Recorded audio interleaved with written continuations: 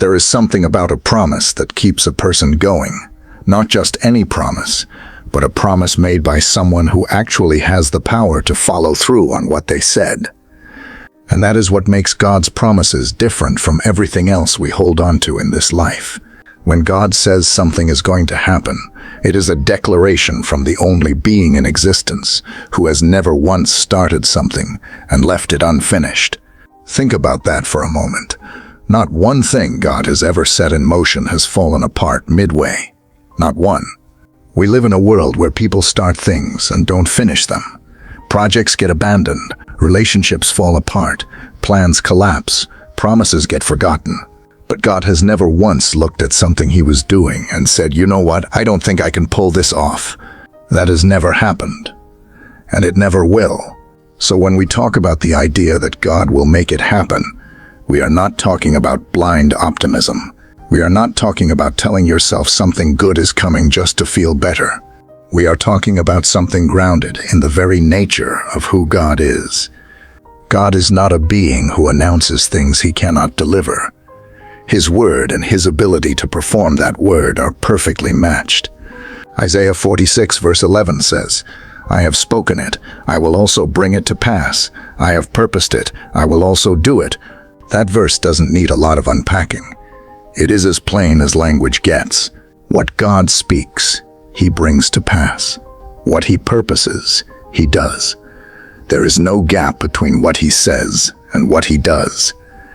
We need to let that sink in deeply, because many of us have been living as though God's promises have an expiry date, as though if enough time passes, the promise becomes void. But a promise doesn't expire just because you've been waiting a long time. Waiting is not the same as being forgotten. There is a significant difference between a delay and a denial. And most of us, if we are being honest, have confused the two more times than we'd like to admit. A delay means the thing is still coming. A denial means it has been refused. God delays things sometimes, but he never denies what he has truly promised. And here's something that might shift your perspective. The longer something takes, often the more prepared you become to receive it rightly. Not always, but often enough that the waiting itself has a purpose you can't see while you're in the middle of it. We tend to think that God's timing is slow because it doesn't match ours. But God doesn't operate on the same timeline we do. He sees the end from the beginning. He already knows every single step that leads from where you are now to where he is taking you. There is a passage in Ecclesiastes that says he makes everything beautiful in its time. Not eventually, not randomly, in its time, which means there is a right time, a proper season, a moment when what he promised becomes fully visible and fully real. And when that moment arrives, nothing in heaven or on earth can stop it. Now let's talk about something that trips us up. The idea that if things are going wrong, maybe God isn't working. That thinking sounds logical on the surface, but it's not how God operates. Some of the most significant things God has ever done in history were preceded by circumstances that looked absolutely impossible. Not just difficult, impossible. The sea doesn't part when things are calm. The sea parts when there is nowhere else to go. God tends to show up most powerfully, not before the impossible moment, but in it. He doesn't always remove the obstacle before you reach it. Sometimes he removes it when you're standing right in front of it. And that timing is intentional, because when he acts in that moment, there is no question about who did it. Nobody walks away from a parted sea thinking, well, that could have been a coincidence. Nobody. When God makes it happen in the way that only he can, the signature is unmistakable. So stop interpreting difficulty as evidence that God has stepped back. Difficulty is often evidence that God is about to step in. That's a shift in perspective that changes everything about how you endure a hard season. When you understand that the pressure you are feeling right now might be the very thing God is using to position you for what's next, you stop fighting the process. You stop demanding that it makes sense right now. You stop needing to understand every detail of the journey, because you trust the one who is driving. Think about what trust actually means. Real trust is not something you exercise when everything is fine. That's not trust. That's just a lack of opposition. Real trust shows up when nothing makes sense, when the numbers don't add up, when the door has been closed for months, when the situation keeps getting worse instead of better. That is when trust becomes an actual thing, and God honors that kind of trust. Not because He needs our trust to function, but because trust is the posture that keeps us open to receive what He is doing. When we panic and take control and start running around trying to force things to work out, we often make it harder for ourselves, not easier. But when we remain steady and hold our position in trust, something shifts in the atmosphere around us. Things start to align. Doors start to open. People show up that we weren't expecting. Opportunities emerge from places that seemed completely dried up, not because we worked harder, but because we got out of God's way. Now let's think about what God will make it happen actually means in the context of things that look completely stuck. There are situations in our lives that feel like they've been frozen in time. The same problem, the same wall, the same dead end, month after month, sometimes year after year. And at some point, you stop even bringing it to God because it feels redundant, like you've already said everything there is to say about it.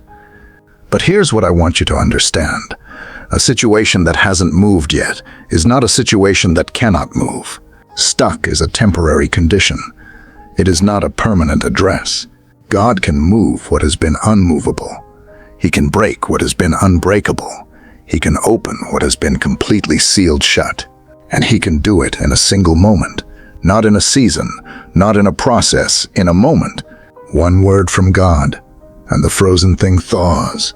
One movement from God, and the stone rolls away. One act of God, and the thing that has held you back for years is suddenly gone. That is the God we are talking about. Not a God who is straining under the weight of your problems. Not a God who is exhausted from how long your situation has been going on. A God who is unlimited, who does not get tired, who does not run out of resources or creativity or power, and who is personally invested in your life in a way that is almost overwhelming to comprehend. The Bible says He knows the number of hairs on your head, not as a general thing, specifically yours, right now. A God that detailed about the smallest things is not a God who is vague and distant about the big things. He knows exactly what you are facing. He knows exactly what you need. He knows exactly what He has planned for you. And He has not forgotten a single word He has ever spoken over your life. That promise He gave you 3 years ago, He remembers it. That moment when you felt His presence clearly and knew something was coming. He remembers that moment too. Nothing is lost in God's memory. Nothing has slipped through the cracks. Now here's something that's worth sitting with. Sometimes the thing that is keeping a promise from manifesting is not circumstances at all. Sometimes it is the condition of our own interior world, what's happening inside us, not outside us. And God, in His love, allows the weight to do work inside us that nothing else could do. Waiting strips things away. It reveals what we are actually trusting in. It exposes the places where we say we believe God, but are actually still trying to control everything ourselves. Waiting builds a kind of strength that you cannot manufacture on your own. A settledness, a depth of character that people who never had to wait long don't possess in the same way. God is not waiting for you to suffer enough. He is waiting for you to be ready to steward well what He is about to release. Because what He has for you is bigger than you think. And bigger things require stronger foundations. You cannot put a heavy structure on a shallow foundation and expect it to stand. The foundation has to be prepared first. And that preparation sometimes looks like waiting. Sometimes it looks like loss. Sometimes it looks like being stripped of the things you thought were your own strength. But on the other side of that process is something you will never trade away. Something you earned in the furnace. And what you earn in the furnace cannot be taken from you by any wind that blows after. Let's talk about something else. The role of speaking in alignment with what God has said. There is a principle that runs all through Scripture. The power of what comes out of your mouth shapes your experience of the world around you. What you consistently say over yourself shapes what you believe about yourself. And what you believe about yourself shapes how you act, what you attempt, and what you receive. If you consistently say, "Nothing ever works out for me," that becomes a filter through which you see everything. You start to interpret every circumstance through that lens. A neutral event becomes more evidence for the narrative that nothing works. But if you consistently say, "God is working something out that I cannot see yet," that becomes a filter too. And through that filter, you start to notice things you would have missed. Doors that are opening, shifts in circumstances that are pointing somewhere. You become more alive to what God is doing because you have positioned your inner world to receive it. Words are not magic, but they are powerful, and they reveal what we actually believe underneath the surface. What we say when we are under pressure, when no one is watching, when we are exhausted and alone, that reveals the real landscape of our faith. And that is what God works with. The real, unpolished version of our faith. That's what He meets. And sometimes, when that version of us says, "God, I don't understand this, but I still trust you," that is the most powerful thing we could possibly say. Not because it sounds good, but because it is true, and it is costly, and it is real. Now let's spend some time on something we don't talk about enough, the way God uses other people as part of how He makes things happen. We sometimes think of God working as though He reaches directly from heaven into our situation and adjusts things Himself, invisibly, and sometimes He does. But very often, God works through people. Through someone who calls at the right moment. Through someone who mentions a name, a contact, an opportunity, completely offhandedly, and it changes everything. Through a conversation that was never supposed to happen, in a place you almost didn't go, with a person you barely knew. And later, looking back, you can see the hand of God in every single detail of how that moment came together. This is why we should never despise small, ordinary moments. The most significant turning point in your life might come wrapped in something that looked completely unremarkable from the outside. Pay attention to those things. They are rarely accidents. The God who holds every atom in creation together is more than capable of arranging a conversation, a meeting, a phone call, a moment. Nothing is random to Him. What looks like coincidence to us is often coordination from His perspective. And that is extraordinary news if you are sitting in a season where nothing feels like it's moving, because He is moving things you cannot see, arranging things you are not yet aware of. And when they do, you will look back and understand why the timing was what it was. Not everything. Maybe. Some things we won't understand on this side of eternity. But enough. Enough to know He was there. Enough to know it was Him. Let's talk about the word impossible, because it is a word that God seems to have a particular interest in. There is a reason why the promises that feel the most impossible are often the ones that carry the most weight when they come to pass. Because impossible things, when they become real, produce a specific kind of faith that nothing else can produce. When you receive something that could only have come from God because no human effort could have manufactured it, something settles in you that is permanent. You can't argue yourself out of it. Circumstances can't shake it. Time can't erode it. Because you know, not as a doctrinal position, you know experientially, in your bones, that God does what He says He will do. That kind of knowing changes a person. It changes how they approach every future challenge. When the next impossible thing shows up, and it will, you don't crumble in the same way, because you remember what He did with the last one. This is why it actually matters that you don't give up in the middle of your waiting. Not just because something good is coming, but because who you become on the other side of this has value beyond the thing you are waiting for. The testimony you are going to carry is not just about what God gave you. It is about what you became while you were waiting for it. And both of those things are gifts. Both of those things change what you are able to offer to other people who are in the middle of their own impossible seasons. Now, Let's think about the way God works in seasons. We tend to think in moments. We want the moment when things change, when the promise shows up, when the breakthrough arrives. But God tends to work in seasons, layers, accumulation. The promise is coming, but it is being built, level by level, through a process that is shaping both you and your circumstances simultaneously. God sees what you will walk into at every possible moment in time. He knows which moment you are most ready. He knows which moment the circumstances are most aligned. He knows which moment produces the maximum result. And He works backward from that moment, setting everything up so that when you arrive there, it is exactly right. You can trust that, not as a feeling, as a fact. Let's also talk about the difference between a promise and an entitlement. Because sometimes we carry things that God has spoken to us as though we have a right to demand them on our timeline. And there is a maturity that comes from holding a promise with open hands, knowing it is yours, but not clutching it so tightly that the waiting becomes bitterness. When we hold a promise with clenched fists, the waiting becomes torture. Every day it doesn't arrive feels like a rejection. But when we hold it with open hands, the waiting becomes a conversation, a partnership, a journey we are taking with God, not just a destination we are waiting to reach. That posture changes everything about the experience of waiting. It transforms it from something you endure into something you participate in. And God loves that kind of partnership.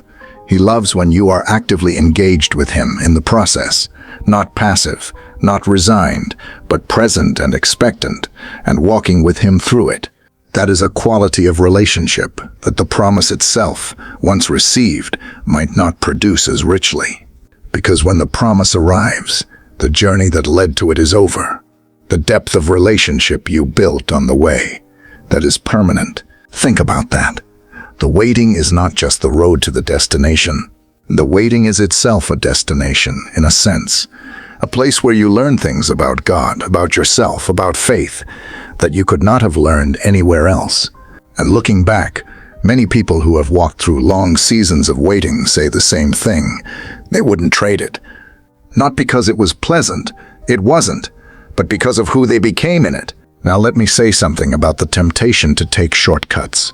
When the wait is long and nothing seems to be moving, the temptation is powerful to just make it happen yourself, to manufacture the outcome through sheer force of will. And sometimes we can. We are capable, resourceful people. We can often create a version of what we are hoping for through our own effort.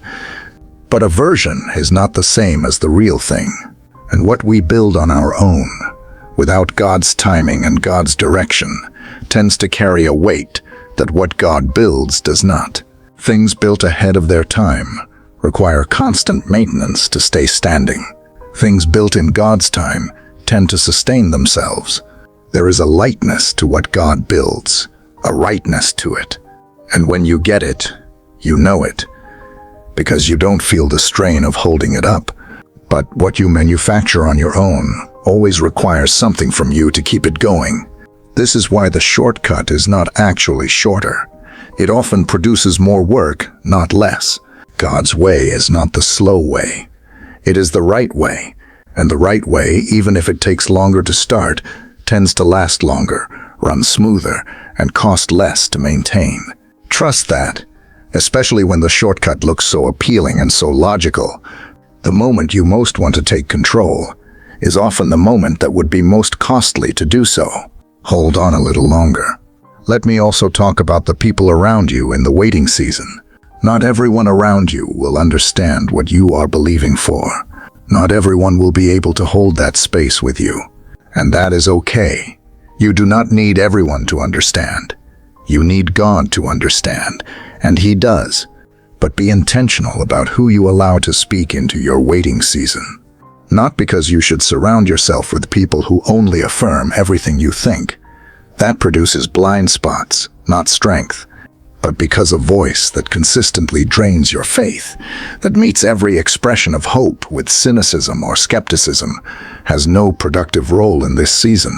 You need people who can sit with you in the tension, who can say, I don't fully understand why this hasn't happened yet, but I believe God is still working. That kind of presence is rare and worth finding. And if you can't find it among people right now, go directly to the source. God himself is the most present, most faithful, most patient companion you have in the waiting. He is not standing at a distance, watching. He is right there, closer than the air you breathe, aware of every detail, holding the whole thing together, even when you can't see any of it moving. You are not alone in this. Not even for a moment. And here's something that is easy to forget in a long season of waiting. God is delighted in you. Not going to be delighted when you finally arrive at the promise. Not withholding his delight until you produce something worth being delighted about. He is delighted in you right now, in this season. In your weakness, in your confusion, in your imperfect faith. He sees you choosing to trust him, stumbling and choosing again, and something in that moves him. This is not a God who is hard to please. This is a God who is moved by the offering of a heart that keeps coming back to him, even when it doesn't understand. And that matters to him more than a polished performance of faith would. So don't wait until you feel more together before you bring yourself to him. Come as you are, with all the doubts and questions and exhaustion intact. He has never once sent someone away for showing up too broken. Now, one more thing that I want to make sure we land on. The declaration, God will make it happen, is not just a statement about the future. It is a statement about the present. Right now, in this moment, God is making it happen. Not just preparing it.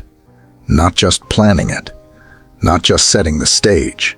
He is actively working, moving pieces, aligning circumstances, speaking to hearts, opening things that have been closed, preparing the ground for what is coming. The happening has already started.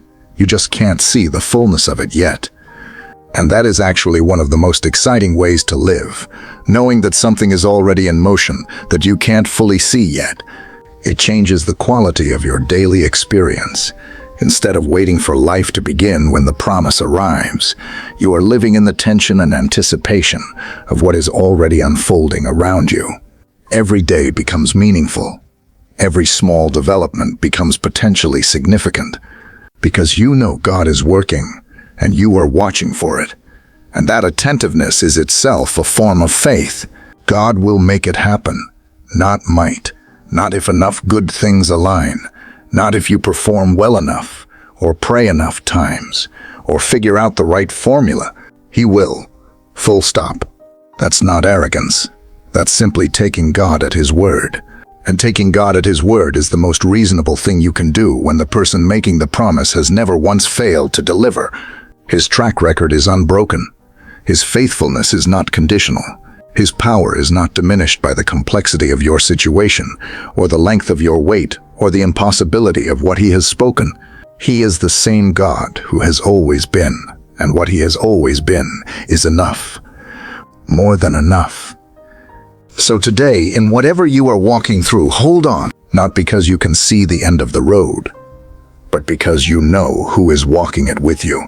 Not because the circumstances have improved, but because the God who holds the circumstances is unchanging. Not because you fully understand, but because the God who understands everything is working on your behalf with a love that has no limits and a power that has no ceiling. He has not forgotten what he said to you. He has not moved on. He has not settled for less than what he promised.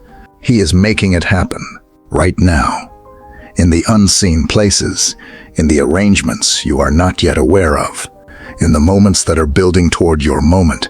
It is already in motion, and when it arrives, and it will arrive, you will know with absolute certainty that it was him, not luck, not timing, not your own ingenuity. Him, only him. And that will be the greatest gift of all. Not just the promise fulfilled, but the testimony sealed.